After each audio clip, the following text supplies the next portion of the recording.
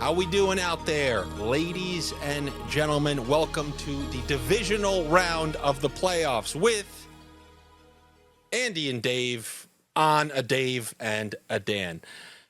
Dave, I know you weren't able to watch the Eagles game because of me. I told you midday, I said, hey man, just once I saw the Bills win, I'm like, I got the right feeling on these. I think my gut is right. That was part one.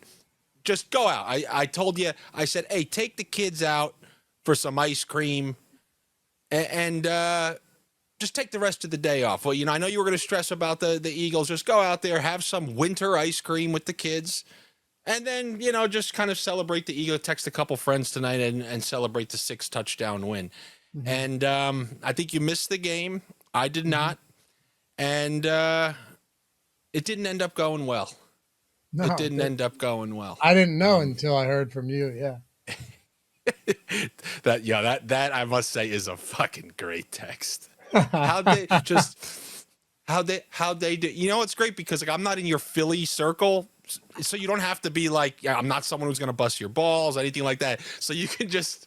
It's almost kind of probably from your point refreshing texting someone who's not gonna really give you shit. Oh well, not only that, but the fact that you were so confident in it. So I'm like, fucking Andy, you know, hey, how'd they do, Andy? I didn't get to watch it. Yeah.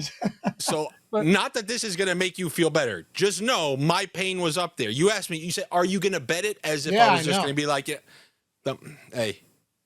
Oh, you put a chunk. We won't call that a dinky one, huh? That's a chunk of change. That's a non-dinky bet. Yeah. Yeah. So the whole that's thing a lot of ice cream for the kids.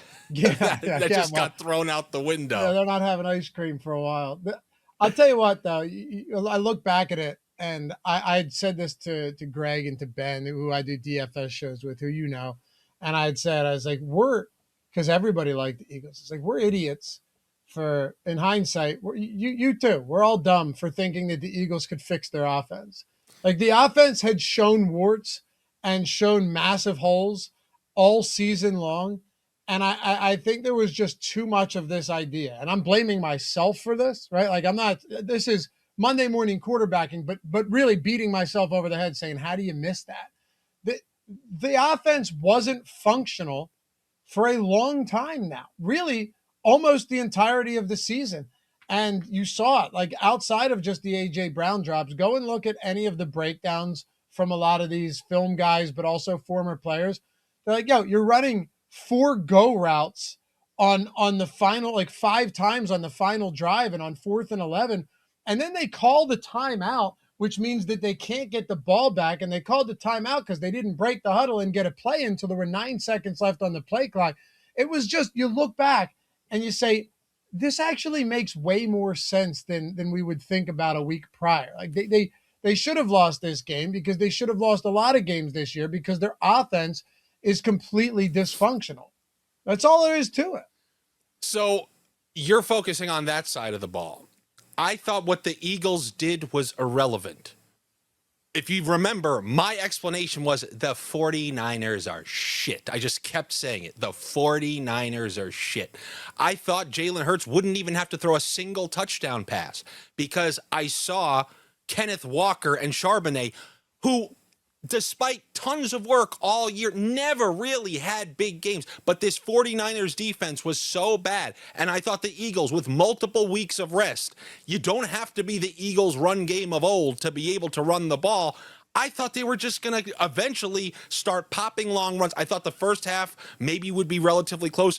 But I thought Purdy was going to do zero, as he did against Seattle. The only thing that surprised me is them opening up with landing a deep shot on the Eagles like that, and then another long pass. I thought there were going to be 0 long That was to DeMarcus Robinson against Quinyon Mitchell, too. That it wasn't, that wasn't Juwan Jennings against the Dory Jackson.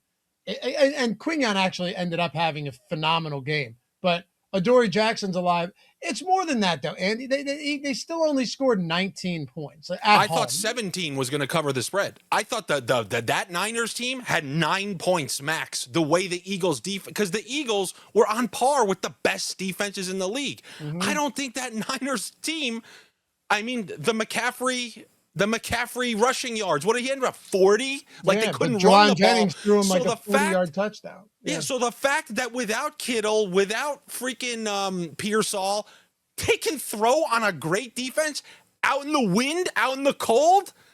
That to me is shocking. It is, but honestly, it is shocking. But again, just going back to what this Eagles team has been, even the win against the Bills, it's like, all right, yeah, the defense held up, and I know like, that goes to your point.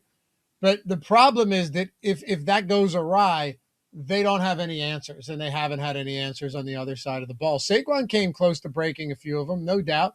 You know the crazy thing though, and this is the most embarrassing part. Not to make this an Eagles show, but again, just it's something to kick yourself over. There are only a few games anyway, and I'm going to use Yeah. this one to talk about the Niners game, so it's For worth sure. it. But Jalen Hurts faced less pressure than any quarterback that went in on Wildcard weekend. There were 12 quarterbacks. No one faced even close to the pressure rate that he did in terms of how low the pressure rate was. To me, that was like, all right, as long as the pressure is low, he's fine. Every time Jalen Hurts rolled right, you knew that he was going to throw it away and there'd be nobody there. Isn't that crazy? Right? Like every time they were in a situation where they needed to convert a long third down, you knew that everyone was going to be blanketed somehow, despite the fact that there was no pressure all game long. It's inexplicable. They fired Kevin Patullo. I said it to you or to someone else. The one silver lining, if they lose this game, is that Patullo's gone. And honestly, I think they come back next year with a more respected and veteran, proven offensive coordinator, and they end up being fine. But a real problem on offense, and I'm it was a mistake for thinking that they could fix things just because it was the postseason. Houston's offense was garbage. Mm-hmm. They ended up like I thought it was going to look like that later in the game. Just a demoralized San Fran team, just with just so little. Maybe it would be a 10-point game, and then one touchdown because the San Fran defense. I just thought it was going to be like that. Was not like that. And as I told you when I saw Cincy come back, anything is on the board, and it was on the board. Which brought about a nice non-dinky loss my way. And it wasn't the only one, and we'll get to that in just a second. But I want to talk about those San Francisco 49ers, who I still think are a shit team. Like, I just think they don't belong in these playoffs. And yet, here they are. They just they're just weaseling by. And I think if they have a hope this week, Sam Darnold, tell you this every year. I root for him because I like him and I have faith in his skills. He still has not played great in a big game yet. The Rams game, he was atrocious. They ended up winning because of a Shaheed comeback. Pretty magic. And then that game against the Niners to close it out, the coach took it out of his hands. And they just continued to run. They won a crusty, low-scoring game. They dominated the game, but it's not like that, man. If that was like Josh Allen, I feel like they would have been a 5-touchdown victory. Mm-hmm. So I guess their hope in this game is as long as they can just do something on offense, which wasn't the case 2 weeks ago, maybe Darnold can slip up after a week. I mean, pressure is going to be on him with the 1 seed. How do you see this playing out? Because I just can't, and now without Kittle for the whole game, a pumped up defense at home. But as I told you last week, I saw the Rams team just honestly throw for 4. They were not stopped on a single series all game long. And they scored 13 points though. The Rams? Oh, I thought you were talking about the Seahawks.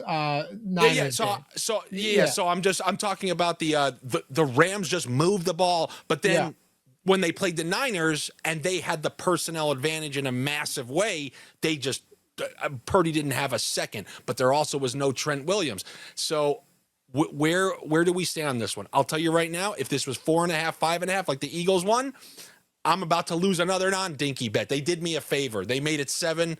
And that's a number I could stay away from. Well, that's the other thing, though. There's 7.5s out there. And at 7.5, third time these teams face each other this season. I think they start the season against each other? I think they actually may have. I think week one may have been, it was in San Yes, Francisco. Seattle had a lead and blew it, I believe. Yeah, it was a 17-13 game. But also, again, real hyper competitive. Purdy was healthy. McCaffrey, you had mostly everybody out. I think, did Kittle get hurt in that game or was it the next? Yes, he Yeah, got he hurt got hurt right in there. that Yeah. one. But at 7.5, I don't think I want to lay 7.5 on Darnold.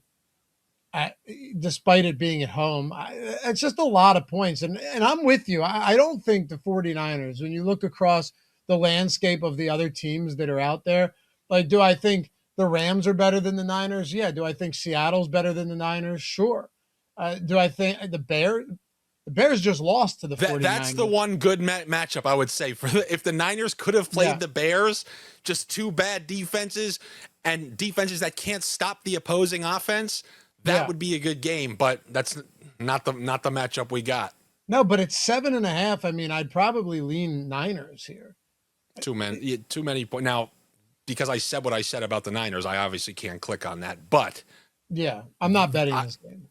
yeah, that's way too big. You might not bet this game, but I'm going to really bring the same thing that I kind of brought to you last week with some potential props, and that is the under on McCaffrey. We saw what he did 2 weeks ago against his team. We saw what he did last week against the Eagles in a game where San Fran had more offensive success than they originally thought. I just see no. I don't think he's the running back of a couple years ago. Still very good, utilized immensely in the passing game. It's going to be the case once again, especially with Kittle being out. But as far as the straight up rushing yards against a rested defense at home, yeah, I don't like that at all for McCaffrey. And then on the flip side, I truly feel like the coach, he's kind of seen Darnold slip up in the big spots. And I believe he'll do what he did a couple weeks ago. It doesn't have to be the prettiest win. I think he'll feed both of these running backs consistently. And I think Kenneth Walker, who has that home run ability, I'd rather have his slightly higher total opposed to Charbonnet's somewhat lower total. Yeah, look, these guys are splitting work in the backfield right now. There's really nothing to differentiate one from the other. And it's kind of frustrating, but Charbonnet over the second half of the season has definitely come on pretty strong. Charbonnet plays more snaps as well, but from a touch standpoint, it's pretty close. I just think Kenneth Walker. I think Kenneth Walker is a much better running back. Like on the ground, and I know Charbonnet is coming off a solid game, a couple of solid games, but even so, on the year, you're talking about a guy, and just to use a basic stat, Charbonnet's averaging what, 4 yards per attempt, and Walker's at 4.6. Walker makes those type of runs though, where he should have been tackled behind the line of scrimmage or like 2 yards past, and he somehow picks up 15. He'll carry defenders. He's a hard runner. 55.5. I don't hate it. Look, if this wasn't a split backfield, then you're getting like a 95.5-yard rushing prop for Kenneth Walker today. I kept thinking throughout the year that you would start seeing them shift more towards Walker and away from Charbonnet. That hasn't been the case. Like, they continue to get equal work. So when it comes to a backfield split, do I feel great about it? No.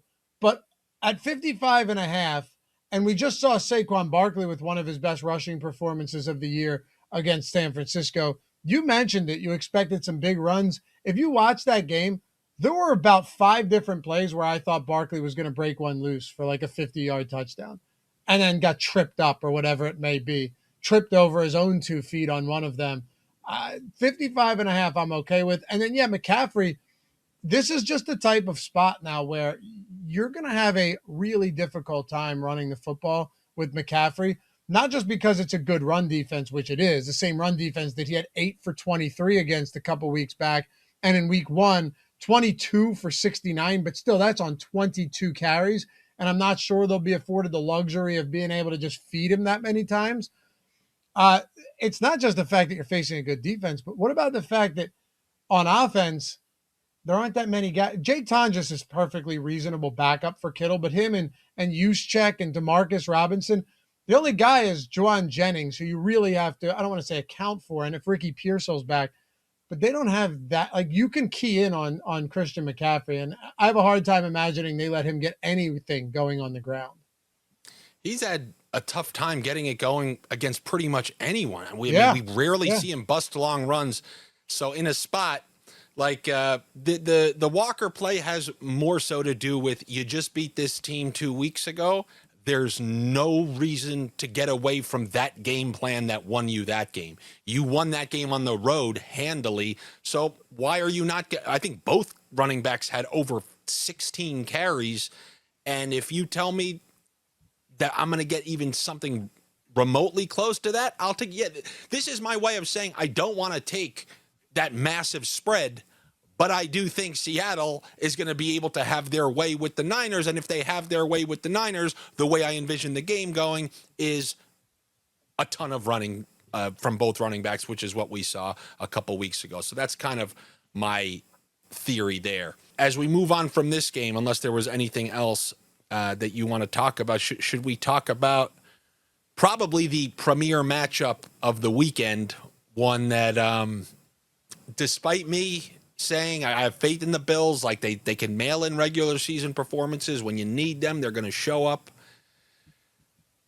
I'd be lying if I said I not that I feel necessarily different. I just wasn't all that worried about Trevor Lawrence playing exactly the same way as he did during the regular season. It's all different when you know there is no next week. Even if they lost that game against the Broncos, you go, we weren't going to take the ones. There's always next week, which in your head can make you play a little more freely. When the chips are all on the table, it's a little bit tougher out there. My problem is, through the decades, I've seen so many of the Supermanish MVP quarterbacks go into that stadium and not come out with a playoff win, even in years where you thought it was set up well for them. And I'm even going back to like the Jake Plummer Broncos, when Tom Brady, he had that absurd playoff record. It was 3 straight Super Bowls without a loss. The guy never had a playoff, and he loses out there in Denver. This is tough, but obviously, like, the thing is, if you say something, you got to stick with it. And I would go with the Bills to find a way to win the game. I'll probably go on the other side of you here. I mean, yeah, I don't blame. Look, I don't. Just like last week, I don't blame you. Yeah, and that game had how many lead changes? I mean, that was anybody's game, and I think that's what 100%. The game the Bills are going to be locked into. Credit them, though, right? Like, they came up with a big play on defense at the end of that game, and Trevor Lawrence couldn't get it done. But great game. It's just, 3-point game decided by 3 points with an interception at the end. Like you said, Trevor Lawrence made a mistake. What's tough here, though, man, it's like you've got this Denver defense in Denver. Very good defense, phenomenal pass rush. Like, they can get there by just rushing 4. And now this may seem pointless, but Tyrell Shavers is out on the IR now. Palmer's on the IR. Shavers is on the IR, even him? That's what I'm saying. Gabe Davis is on the IR now. They're just dropping like flies. It's crazy. I think Gabe Davis and Shavers both tore their ACLs last week against Jacksonville. They did. Both of them tore their ACLs. Ty Johnson. So you're left with Cooks? Yeah. And Shakir, 2 guys shorter than you and I. Yep. And Keon Coleman, who they don't like. So, yeah, you have Kincaid and Knox, and of course you have the superpower type ability of Josh Allen, right? We know that. Is it enough in this spot? Like, the fact that they are road favorites to me is crazy. And maybe they should be, but are we saying that Denver at home is the same thing as the Jags at home? Or that? Because they were both 1.5-point dogs. Now, if you look hard enough, there are some books out there that have the Broncos as -1, but I mostly saw the Bills as 1.5-point road favorite. So are we saying that the Broncos, as the 1 seed at home, are the same team as the Jags, despite the fact that the Bills are actually less healthy than they were last week? I got to go Broncos here, man. So I'm going to explain to you one of my, I had a name for it at the time, but it is, I'll just rename it like the mental edge theory, where last year in the Stanley Cup playoffs, I said part of going to the Stanley Cup is having a path that doesn't put you towards your kryptonite, or you could call it the kryptonite theory, where when you play a team who they may be slightly inferior than you, but they have eliminated you from the playoffs, and mostly the same team in recent memory. You saw the Stanley Cup favorite Avalanche lose to Dallas last year, although Dallas had a great team. Why? Because the year before, Dallas beat them in 6, and last year they were losing it, but they beat them in 7. And it wasn't just that. Edmonton, I told you about how I last week, everyone threw sticks at me, then they got straight to the Stanley Cup until they played Florida, who eliminated them in the Stanley Cup the year before. So after waxing everyone, they get eliminated by Florida. Every series, all playoffs long, that was a rematch, regardless who was better on the year. The team who won the previous year won the following year. And in the NFL, you could think of all those goddamn Mahomes Allen matchups. Yeah. Even the one in Buffalo. Mahomes and like Lamar, too. In Buffalo. Yeah, exactly. And there is some sort of mental edge. Buffalo, whether you like it or not, they eliminated that coach and that quarterback and that defense and absolutely waxed them last year. So they're not going in there like, oh, man, it's the one. You know, it's none of that. Like if the Patriots go in there, there's going to be a lot of question marks as to how they're going to fare on the road in Denver, because even if the Patriots win this weekend against whatever that quarterback was that we saw last week, it's going to be a whole different question going into Denver. But I know that the Bills, they're just going to give you what they got, and they know they destroyed this team in the playoffs last year. And it's not like those guys on Denver don't remember that. Most of the same defense, the same quarterback, and all that stuff. And while Denver has a lot to prove, it is something that I go back to in many sports when the teams are mostly the same. The mental edge of knowing you've eliminated a team when the stakes were at their highest. Look, would I be, I think I said it last, am I ever surprised if Josh Allen wins a game? No, not at all. He really took a beating though in that last game too. and that's not as good a pass rush as you're going to see against Denver either. I know Denver's pass rush slowed down a little bit over the second half of the year, but they're still good. I mean, this secondary is still good. This defense is good. This team is really good. You could be right though. You know, there's a lot of youth and inexperience in this team. It's their second year back. Remember, last year was a little bit different. You're talking about a rookie quarterback. This was a team in Denver that wasn't expected not only to make the playoffs, but they weren't expected to be any good at all. Remember going into the year, I want to tell you, I want to pat you on the back. Guess who urged people to take the Broncos for division winner early in the season before week 1? His name is Dave. That's what you gave out here. I went back and looked. Did you urged people to No, this is where you go. Of course. Yeah. Of course. Right. No, I don't remember. I mean, I'll take your word for it. No, well, the video's there. Anybody can go back and watch it. The preseason, it's so funny. Going back and watching some of those, by the way. We're debating how quickly Adam Thielen can get to 600 yards. Wait, because for this year or for last year? For this year, I brought his under, and then you were just. Remember, at the time, he's on Carolina. We don't know what the deal is with the other receivers, and we were just like, it's just funny. So there you go. Patted you on the back for a great Broncos call, but you stayed away from the old Adam Thielen under. I wonder if he got to 100, but that was what did he finish with? He had 1-7. No, he had close to 200. All right. Nice. A good Puka Nacua game. Anyway, so in this game, the one thing that clearly stood out to me, and you almost wondered why every single play that the Jaguars ran wasn't a run. It seemed like every time they handed the ball off, it was 6 yards. Minimum.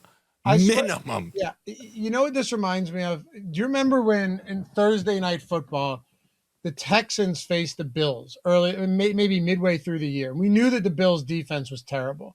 And it was Davis Mills at quarterback because Stroud was out with a concussion.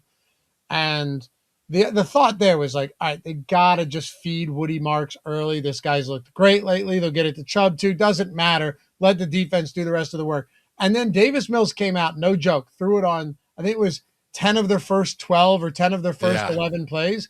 And I'm thinking, what the hell? And then I'm thinking to myself, this is clearly by design because the Bills are coming in there thinking they're just going to try and run it on us with a backup quarterback.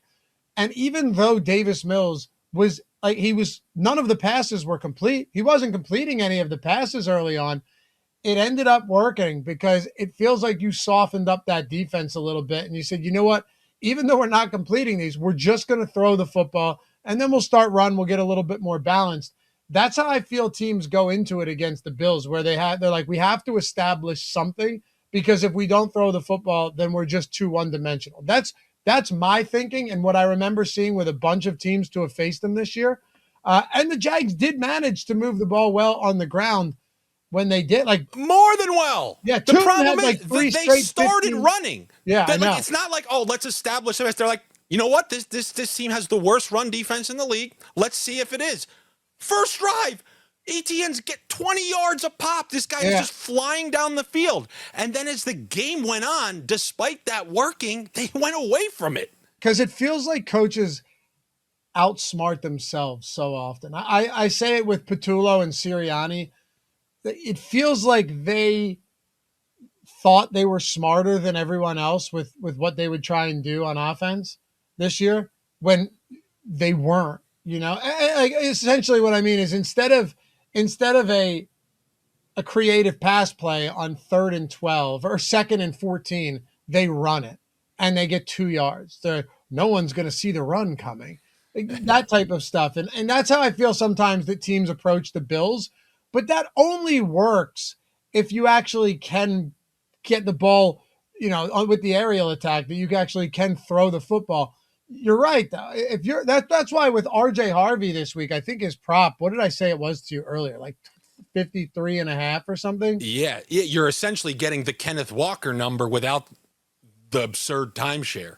Yeah, and I like Harvey. I thought this number honestly was, I don't want to say low, only because they use him in a way that sometimes makes me uncomfortable. But if you're smart, you will run the ball against Buffalo. Now, this has bit me before. Actually, that's not true because Woody Marks. Yeah, Woody Marks did get there that day. Low. He just should have gotten there a lot easier. It feels. If you're watching the tape from last week, I know you're watching them run. Every run is going for 10 yards. Yeah, they allowed what were ETN's stats? They allowed 154 rushing yards. And what was ETN's longest rush, if it happens to say in whatever you're looking at? Because the reason I bring that up is it seemed like he was just gashing them at points, and I would be very hard pressed to believe, even if the Bills' the run defense plays significantly better, there won't be one opportunity for RJ Harvey to have a run that we saw ETN have, you know, at least twice, which is why I think his longest rush is a good bet against this Bills defense, because that's how they're going to, I mean, if they watch the tape from last week, they're going to do one of those outside runs, which the Bills were brutal at blocking last week. I don't know, a 15-yard rush for Harvey gets you plus 125. Yeah, so it is wild. You're right that they had, that isn't 14 total combined. If you include Allen, 15 total rushing attempts between those guys. Meanwhile, ETN averaged 4 yards. It's 4 yards after contact per attempt. Tootin was at 5.25.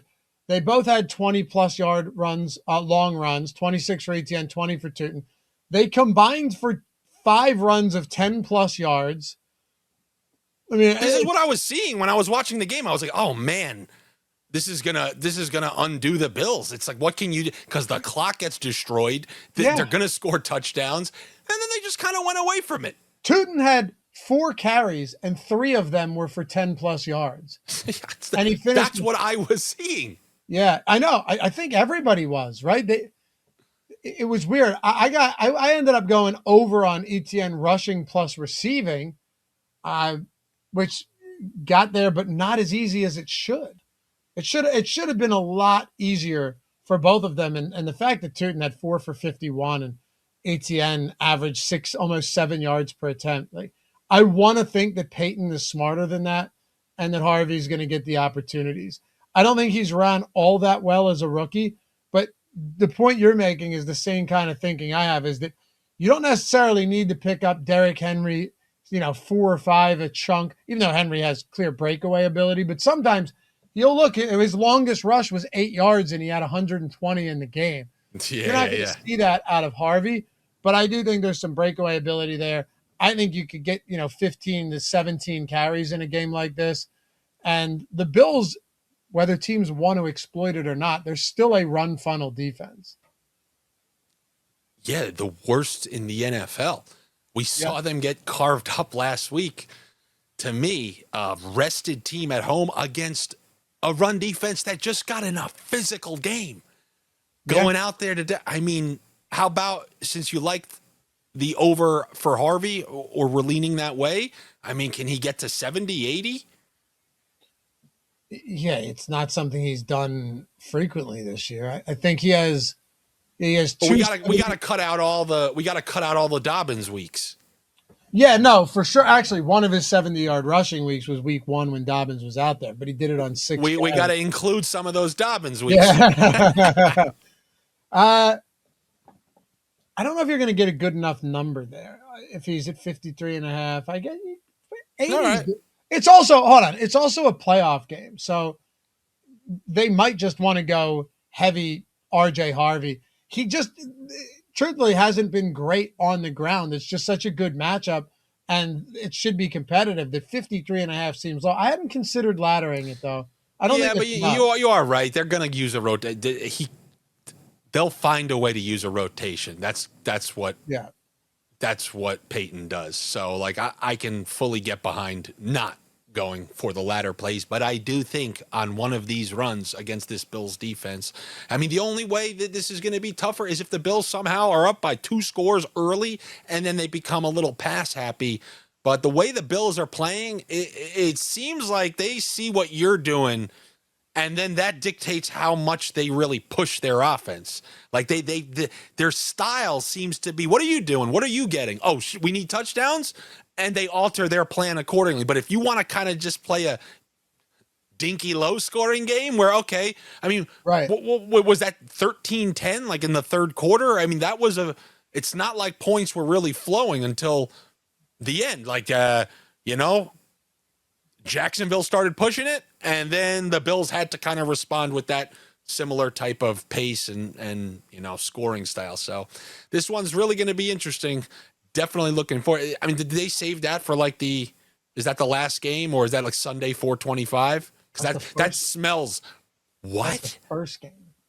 This is this Saturday at like 3:00? Saturday 4:30. Yeah. That's it. Officially, C.J. Stroud has broken the Texans. I'm going to play in like that Saturday game. Yeah. We talked about window, that. Yeah. Yeah. Wow, that's insane. Isn't it? Man, giving the Bills the short week. Oof. What do you think of Brandon Cooks over 29.5 receiving? As is the case with many receivers on this slate, I have no problem with it. To me, I feel like it's one of those things you can go, 50 or 0 if you really want. Like, I mean, you look around some of these receiving totals in some of the other games, it's like they're all so low. If you're right on one of them, I mean, somebody's going off this weekend, and so many of these totals, other than Jackson, Smith, and Jigba, are so low that it's like, what do you think about do you like Cooks? I don't know. I I might just look like his over 16 and a half longest reception instead. I haven't bet it. It's just a question I have because they have to throw somewhere. And you look at Khalil Shakir last week. On one hand, you go, hey, that's a nice guy to have on your team, productive game. On the other hand, you go, he caught 12 of 12 and he still had under 90 yards. He averaged That's what he does, though. yeah, That's well, I his. get that. And that's what I'm saying, though, is that's valuable, but it can only take you so far. You're averaging 6.8 yards per reception. He had some nice runs after the catch. He had some nice plays. He was efficient. All of that stuff is helpful. But when you don't have someone else that can actually take the top off, that becomes a whole lot less valuable. That's the thing. Don't you think that this game renders Denver's cornerbacks pretty much useless? I don't like to say useless. Because, oh no, well, it's just like, oh, congrats. Take away our receivers, please. Right. Their goal is to move the ball when they do it through the air, through Shakir and through Kincaid. That's been the case all year long. So I don't see how Denver's cornerbacks shutting down Keon Coleman and Brandon Cooks is really going to affect what the Bills want to do on offense. They want to run the ball. I mean, they stuck with it even though it wasn't working against the top run defense in the league. And then it was Shakir with what used 9 catches, and then Kincaid scored that touchdown. I feel like they're going to be going to those two guys. So if anything, you know, Kincaid and his lucky third. I feel like I've been talking about Kincaid in the mid-30s for like 2 seasons now. That's something that I definitely do not mind against this Broncos team.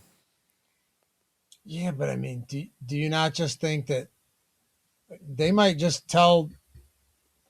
It's really tough for me because Patrick Surtain last year in the second meeting against the Raiders, I remember reading this recently, shadowed Brock Bowers the whole game. Yeah, but he's not Brock Bowers. I'm not saying he's Brock Bowers, but I'm saying Brock Bowers isn't some deep threat either.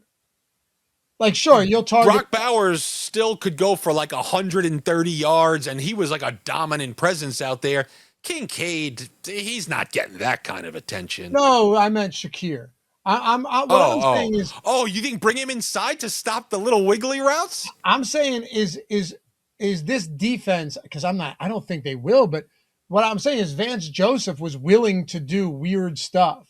So if the idea is that it's like, well, yeah, they get this guy and this guy, I thought the same thing too, right? Like nobody are you rendered less meaningful when you're spending your day on Keon Coleman? Totally get what you're saying.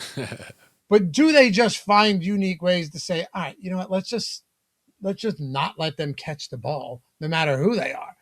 I don't know. I think it's a difficult one, but you still have a lot of talent, and it's not like they don't have good slot corners either.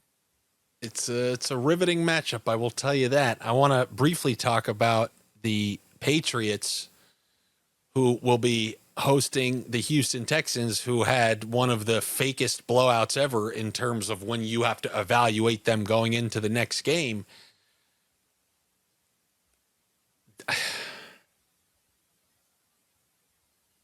This just seems like an easy Patriots win to me. I kind of thought the same thing. Like an easy Patriots win. Well, the Texans defense is, I mean, next level good. They are. I get it. True or false? True or false? In that last game, if there was a young quarterback who could run, several first downs were going to be achieved because of the way that Houston plays defense. And they just rush the front court and send everyone back, and they drop everyone. And Rodgers pulled up from taking first downs because he didn't trust himself. No doubt. I think that's going to be 2 of those first downs that May runs for are just going to be backbreaking for a defense that needs to just get off the field and stay just so aggressive. Yeah. May has the proper ingredients to just break their backs with 2 deflating first down runs. Yeah, he's got a 35.5-yard rushing prop this week. I hear you. That is a big difference maker because, you think about it, and I've liked this Houston defense all year long. If there's one team, I've said a lot, like if there's one team that I think could actually make the Super Bowl on the back of their defense, it's them. But number one, the rules seem to soften a little bit in the postseason, or I should say protocol, where like COVID protocol. Remember, everyone was out, and then the postseason started, and not a single player. Of course. Not a single player. At least. Oh, I see where you're going. The magic Nico Collins clearance. Yeah, is Nico Collins just running around? He's out there, but he doesn't know I don't think, because that was a bad one, man. I know, but the thing is about concussions is the ones that look the worst, sometimes the guy's back the next week. And then the one that seems totally innocuous, it's like, well, he's going to miss the rest of the month. And I don't know. So we'll see. Do I think Nico Collins plays? Probably not. Would it shock me if he's out there on Thursday rocking? Does it make a difference? He did nothing out there and still played out the same way. Yeah, right. But I think in a game like this, it could. But I'm getting to the same point you're making. I don't think he plays. The fact that last week that game was like 7-6 at halftime. Yeah. It was a competitive game because C.J. Stroud fumbled 5 times. He unfortunately only lost 2 of them, and I know 2 were on I think 2 were on the same play. But New England's not a fun place to play too. No. Shit just does not go your way there. No, and they have a real quarterback, and that's no disrespect to Rodgers, but Rodgers. Like you need everything to go right for you if you're Aaron Rodgers. He doesn't have it anymore. D.maye is mobile. He can make throws. This is a well-coached team with a defense as well that is also very good. I mean, a great secondary in New England. We saw what happened. Justin Herbert was under pressure 56% of the time last week. Houston has I guess, better offensive line, but that's been a struggle, and a pain point this year. They're not great, and the Patriots clearly have a better secondary than the Steelers. And I don't anticipate another 144-yard game from Christian Kirk, who had been a ghost all season long. So then, what does that mean? You rely on rookies like Jaden Higgins, the rogue Jalen Noel opportunity, Dalton Schultz. I'm with you. I do like the Patriots in this game, unless, of course, the Texans can go out there and have another multi-defensive touchdown game, because that's what changes everything, and it's really hard to predict. It's just different, man. You've seen the signs coming from the Steelers. They couldn't get through the Browns when they needed to. Their offense, just like the Eagles, would go absolutely stagnant in long stretches.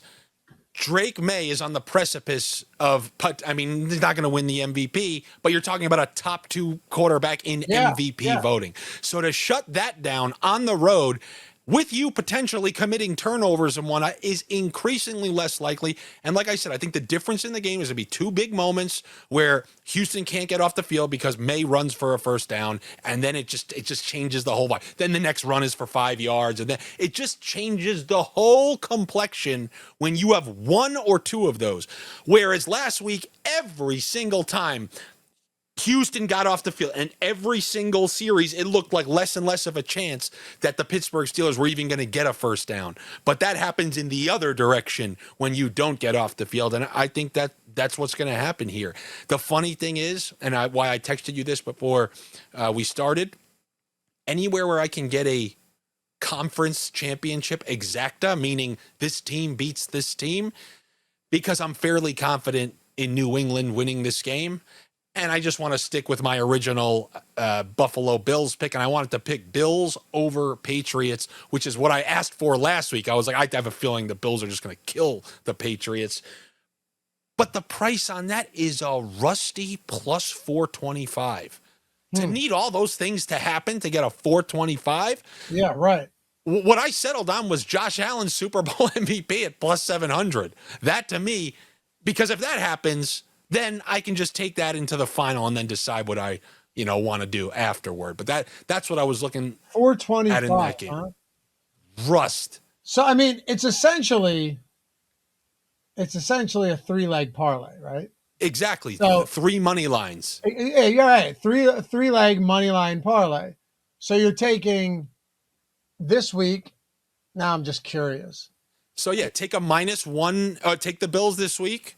So take the Bills at like a -105. Yeah, then take the Patriots money line at -170. I'll get you the best number there. And then take another minus whatever the Bills are this week, because I saw in the hypothetical lines, it said they would be 1.5 point favorites against the Patriots. Really? In New England? You can look on FanDuel. They have every hypothetical for next roundup. Wow. Okay. Yes. So all you have to do is add a third leg. That's a minus, Exactly. whatever. And what are the odds on that? I don't know. What was it? It's better.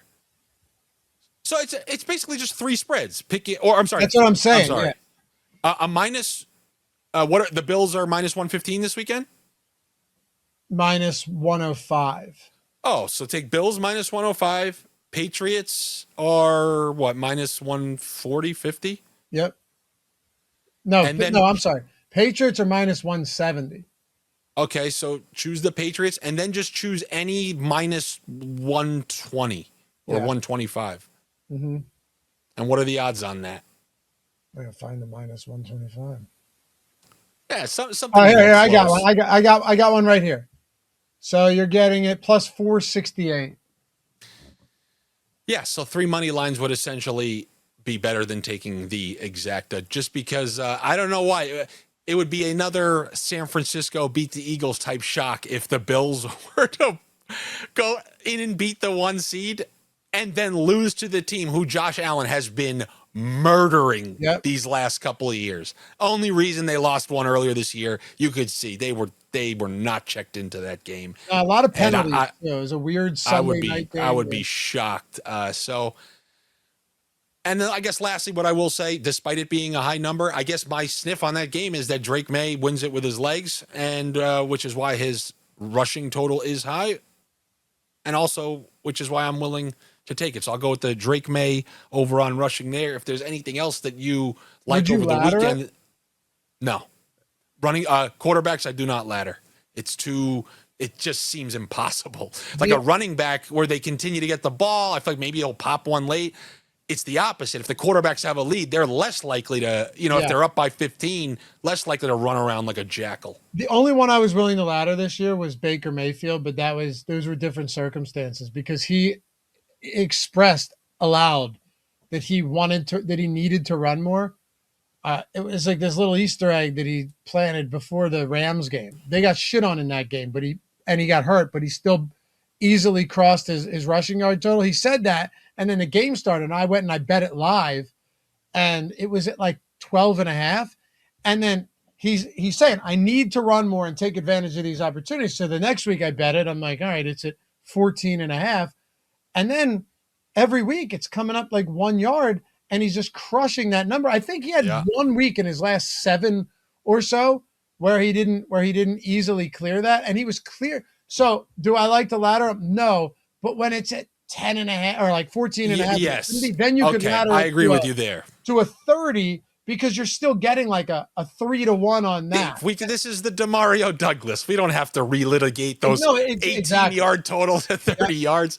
Of course. It's different than laddering May up to 60 at like 2-1. To need 60 yards rushing for like a quarterback is insane. To me, it's insane. What I do is I'll do alt rushing attempts for guys like Jalen Hurts when I thought he was going to do a bunch of tush pushes and he would have to run because it was part of so that's typically where I would go when it comes to those type of quarterback rushing alts. Mayfield had 7 30-plus yard rushing games this year, and every week they would just throw him at 14 or 15. Yeah, and don't get me wrong, there were other games where he didn't, but I think he would have gone over that number. But Dave, that's why always you can kind of have a little sniff on a prop and it could pay off a long time, which is why I always encourage people. Yeah. I mean, I know you want to bet the -1.5 and then call your fucking friends later and say, I told you, because you'll never get the same kind of props for the rushing yards for Mayfield. They'll just be, whatever, I don't even know what that is. But when it comes to you actually winning, when you can find these type of things like Jonathan Taylor's totals in those first couple of weeks at 10 and 12, that's kind of where most of the value is. So unless you have any others that you like for this weekend, I think that will just about do it for me. I brought what I got. I showed my cards. The only question I have for you is Bears or Rams? I'm going Rams. And watching them just dismantle Seattle's offense. So I guess my Super Bowl, God, I sound like one of those chalky guys on TV. Rams, Bills. God, that I hate. That kills me to say it like that. Oh, God. I'm going to go. Oh, God.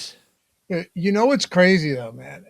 The Bears, I can't get them right. And I feel like I should be getting them right. I mean, I was on the Packers last week. I had a bad week betting sides. Solid week on some of these props. I had some good reads on some touchdowns. Let me make you feel better about yourself. That's how my week went. Is how dude. He had, what did he have? Went. 1 receiving yard. I liked that too. It just, I saw all people saying like, "Oh, watch all the short completions from Aaron." They got me. They get you. They get you. And they got me. I was doing a DFS show and I said, I do like this, but I want to be clear about something. I was like, anyone who doesn't really know football all that well, but kind of knows it on a surface level, everyone's going to say, well, Rodgers is going to look to evade pressure by quick throws to Kenny Gainwell and Jalen Warren. It's the guys on the elevator. Well, maybe it's a little better. Remember I told you the guys on the elevator, like, there's no Kittle? There's no Pearsall? It's going to be all McCaffrey. And they ended up winning that night. Told you. I think they ended up winning that in overtime, too. I think it was overtime. Yes. It was. But still, I'm just thinking, that was 9.5, by the way, earlier in the week. Jalen Warren was at 9.5 earlier in the week. Yeah. Still wouldn't have got there. Still wouldn't have mattered. But yeah, as I was walking through it before the game started, I was like, this is the exact type of spot where you get the guys like, you get Danielle Hunter, you got Will Anderson. Rodgers, he's a statuesque quarterback. He's going to have to get some quick release out there to Kenny Gainwell and Warren, which honestly, it makes sense with the way that those guys were used in recent weeks. It makes sense. But you just know that when it's so obvious like that and when everyone's thinking it, that it can only go wrong. And it did. Yep. I got suckered into it too. But I talked myself out of it before even placing the bet. And there are certain ones that, let me paint the other side of the picture there. If he gets that easily and you laid off it, that's way worse. Yeah. Because right now you can go, I knew it. Yeah. But if he got it easily, you'd be like, they handed me that money and I didn't take it. Yeah. Yeah, I know. So deal with that. There's a couple you just have to, if you like playing roulette, just face the facts. Zero's coming out every once in a while. And that was one of those zero type of plays. But what I will say about the Rams is usually when a team has their scare, their kiss, where they're kind of they're at death's door, but they escape like a Final Destination movie. Maybe not the best example because they all ended up dying. But I think when you kind of have a little flirt with death there, not smooth sailing. I don't think you're going to see a disappointing game from the Rams is what I say. That's what I think. I think that's a good way to look at it. But the Rams have been confronted with death like 8 of the last 9 weeks. I'm sorry, the Bears. Yeah. Every single time dude, you could walk away for 2 seconds in the fourth quarter. They're down by 20 and then you return and they're up by 5. How does that happen? It's insane. Every single week. Like the Packers, zero excuse to blow that game. They're up by 18 at halftime. They lose. They did it a handful of weeks ago against the same Bears team. The Bears almost did it in week 18 against the Lions. They've done it. They did it against the Giants this year. They did it. How many times do the Bears come back from a double-digit deficit in the fourth quarter to win outright? It's remarkable. You want to know what that's contingent on? What's that?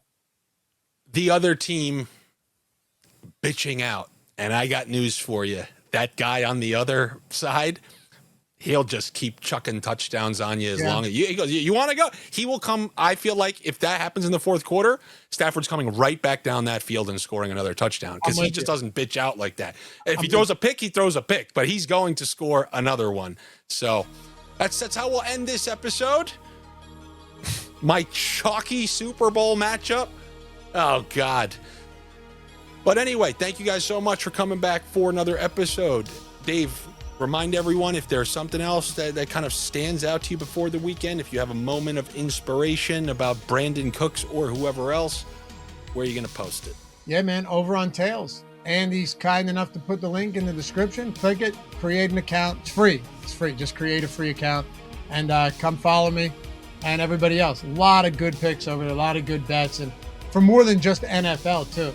All different sports, whatever you're looking for. We have leaderboards. You can see who's been killing it. And one-click betting. That's the best part. You click, you tap tail, it'll load it straight into your bet slip, no matter how many legs the parlay is or if it's a straight bet. So check it out for yourself if you haven't done so. I think you guys will really like it. We're building something cool. And if you would be so kind, do me a favor, engage with the video. Let me know what you think about some of the picks, what we may have missed out on. Like, comment, subscribe to the channel, click the notification. It's a lot of stuff these days, but you know what? Like I said, it could be manual labor. You could be working on an oil rig, but instead you have to click this button, that button, that button, that button, and you're done. So do those things for us, and we will be back with you next week for Conference Championship Weekend. Looking forward to it. We will talk to you then.